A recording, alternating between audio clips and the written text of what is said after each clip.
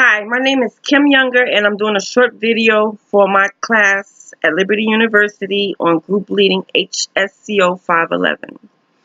I decided to do a task group and hold a monthly staff meeting at my job at a group home, and I work with people with intellectual disabilities.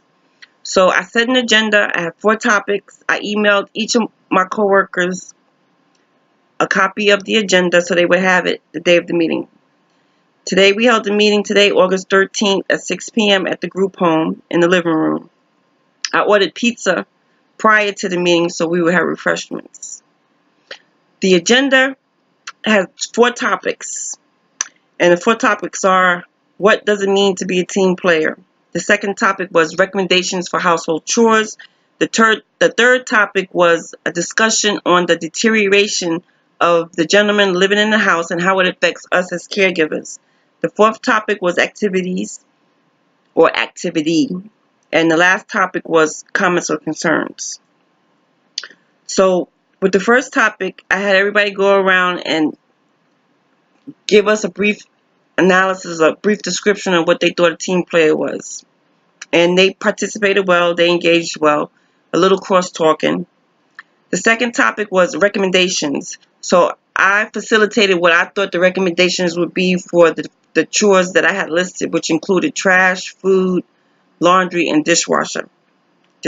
Because the gentleman in the house used to do the chores, but because they are deteriorating, we have to now do the chores and take and be accountable for the chores that we do on the shift that we are working. So when I talked about the recommendations, I could see the women in the group, which was 5 women, and I could see faces and squirms and hands going up. And so after I did my recommendations, I asked everybody, did they want to elaborate on, did they agree or disagree? And these women that I work with are very opinionated, and they had no problem saying if they agreed or disagreed. The third topic was an activity. Normally, and even in my proposal, I said I was going to do an icebreaker at the beginning. But because I knew of the behaviors and the emotions of my coworkers, I decided to do the activity at the end of the meeting so that we would come back to a peaceful harmony. Because I know some of the reactions would cause people to have either outbursts or crosstalk or strong conversations of why they do what they do or why they don't do what they do. So the activity was, I had 15 cards. 1 stack of cards with questions, 1 stack of cards with answers. So each coworker, one person would read a question, and then she would ask that question to the next coworker, and then that coworker would read the response. And of course, the answers to the questions were off the wall, and they just were tickled with the responses, because they would say they would never do that or they would never say that. So the group's level of engagement and participation from a 1 to 10 was a 10. Basically, my leadership style was more of listening and caring and praising, and I use open-ended questions because open-ended questions get people to talk. Even though these ladies have no problems of talking, but what my intention was for them to answer the question or talk about one of the topics that we talked about, so that the other coworkers can get a full picture of how they felt about the situation. And the outcome was that everybody felt the same way, and emotions, how can I say it? People got a little emotional because they've worked with these guys for a long period of time, and they've seen them go from up here to down here, and it brought the meeting to a softer side, to see a softer side of everybody else, even though there was conflict, even though, all of us as co-workers, we work 2 jobs, and then we have to come and work with people who are being diminished in their skill set. Briefly summarize the highlights of your experience. Well, I've run groups before, but I've run health groups before. And this was the first time I did a staff meeting. And I was a little nervous, even though I work with these guys, and I knew what the reactions would be. But how I would enhance my skill set would be, I guess, be more, even though there was cross-talking, even though at the beginning of the meeting, I told them the purpose of the meeting, I told them what I would be doing.